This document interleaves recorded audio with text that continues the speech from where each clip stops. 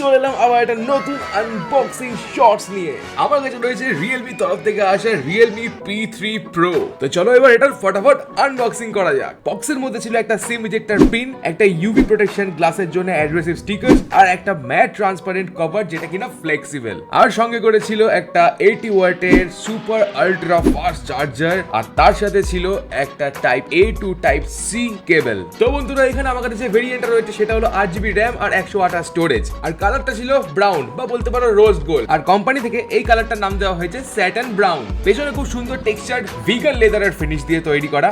এই ফোনটার সাথে আরো দুটো কালার অ্যাভেলেবেল আছে, একটা হলো নেবিউলা ব্লু আর একটা হলো গ্যালাক্সি পার্পল। অসাধারণ AMOLED 120 hertz quad curve display, এটা powered by Snapdragon 7S Gen 3 processor. ডিসপ্লের পিক ব্রাইটনেস হলো 1400 নিটস, যেটা কিনা যথেষ্ট একটা ফোনকে ইউজ করার জন্য আউটডোরে। তোমরা যদি এই ফোনটা 10 ডেজ বা 20 ডেজ রিভিউ ভিডিও দেখতে চাও তাহলে এই শর্টসের নিচে কমেন্ট করে জানাতে ভুলো না। আর শর্টসটা ভালো লেগে থাকলে লাইক করো, শেয়ার করো, চ্যানেলটা নতুন হলে সাবস্ক্রাইব করো।